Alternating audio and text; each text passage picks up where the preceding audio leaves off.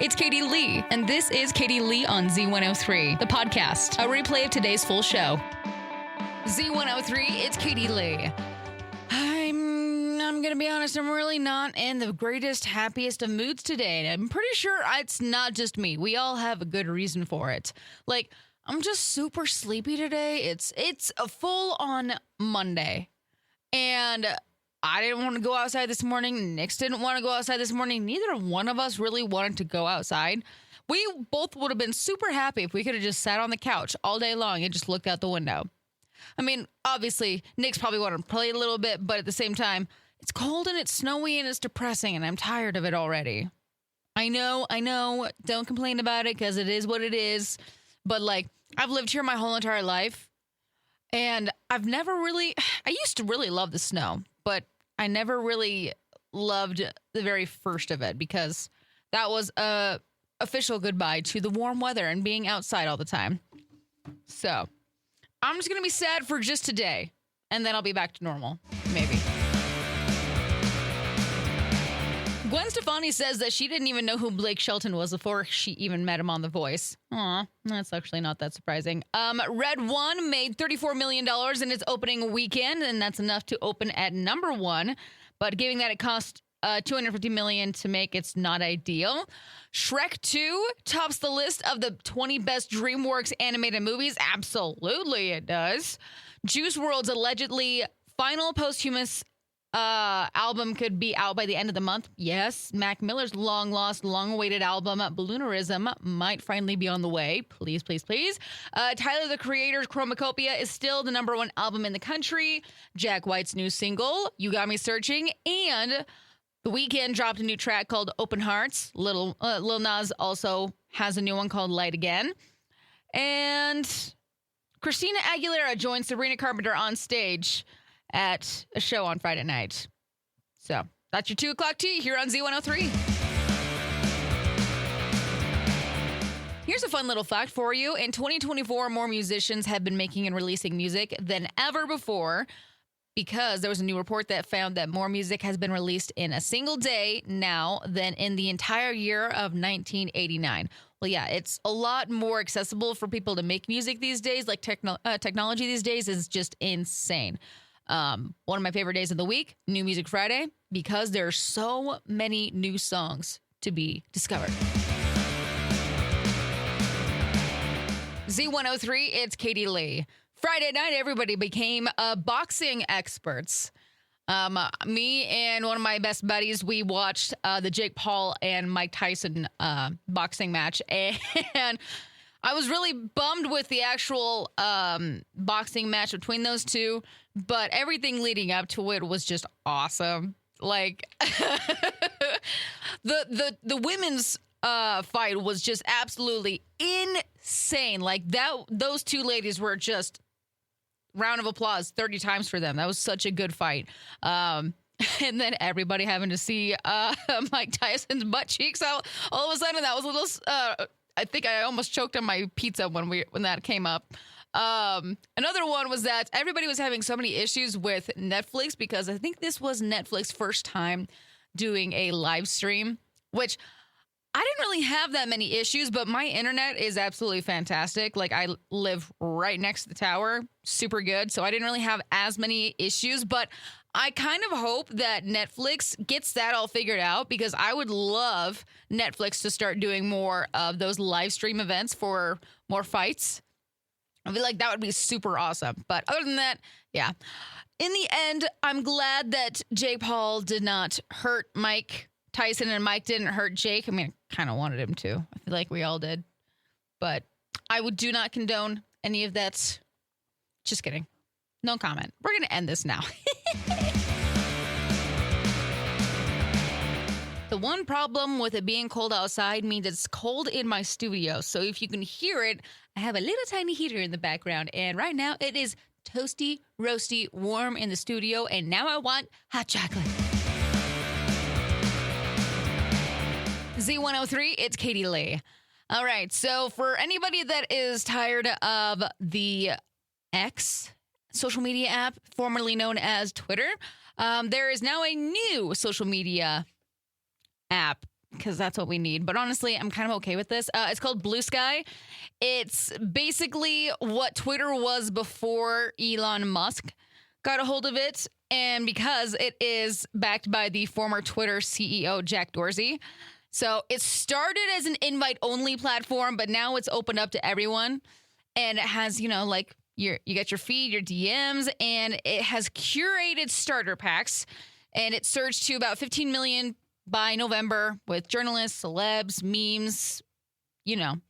It's also ad-free, toll-free, all of these things that I hate X for now because it's literally all ads, all of it. And they hope to, quote, revolutionize social media with allowing posts and comments across platforms. So I don't know. My curiosity is getting to me, so I might actually go download this just to see if it's better than Twitter. X, my bad. I really hate X. It's really annoying. Where do you wish you were right now? 208-524-1033. I know we're all kind of just bummed about the snow right now. Well, most of us. I know that there's a lot of skiers and snowmobilers out there that are ecstatic about the snow. But anyways, where do you wish you were right now? For me, I definitely wish that I was, I don't know, on a beach, warm weather, somewhere sunny, sunshiny, anywhere that has that. I'm not ready for winter. I feel like I didn't even get over last winter. So that's where I'm at. What about you? 208-524-1033 over on Facebook at Z103 Idaho.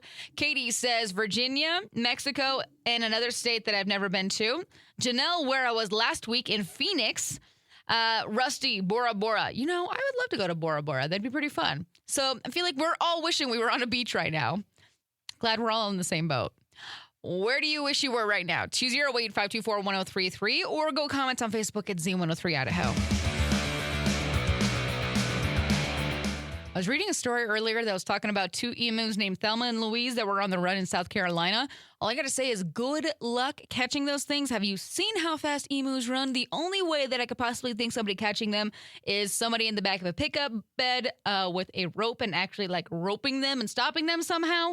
Other than that, they're mean and just let them be free. Let them do their thing. All right, so there's a thing talking about people that would like to change their marriage proposals. 50% say that they wouldn't change anything, but the other 50% said that they definitely have some things that they would like to change. Maybe just one thing. So if you don't know, I was engaged once upon a time, and the one thing that I would have loved to change about that is making me walk up a freaking mountain.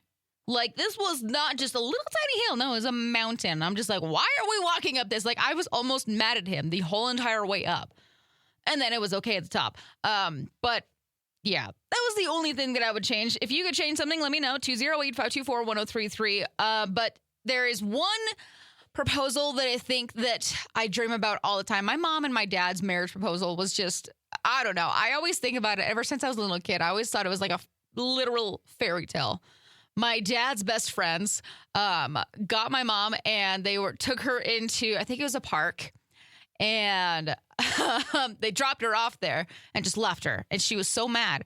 And then my dad came riding over through the park with my mom's horse. My mom's horse was a white horse named Prince, by the way. And my dad was in like this gray white suit. Like I said, literal fairy tale. Dad jumped off the horse, asked mom to marry him, and yeah. That is why I have higher expectations instead of somebody making me walk up a freaking mountain, propose to me on a horse, man. Come on. Anyways, people say that the things that they would like to change: location, delivery, having friends and family involved, the weather, and what was said. So location, park, good. Delivery, my dad is amazing. He knows how to do all of that. Having friends and family involved, you got to have some backup. Whether if you're going all out or not, you got to have some backup. And then one thing that I definitely suggest if you're planning on proposing, get pictures and make sure that her nails are done. Just saying. This is coming from the Australian government. They're releasing an app called Chart Your Fart. I'm not even making this up. This is the weirdest thing ever. They're asking people to track their flatulence for 3 days to help scientists with the study. And I'm sorry if this is really gross or whatever, but they really want you to track it all for them. So basically, they want you to track frequency, duration, loudness, and stench. All I got to say is I'm very curious to see what the reason of this study is, because what? Z103, it's Katie Lee. There's a lot of trends in this world, but this one just seems gross.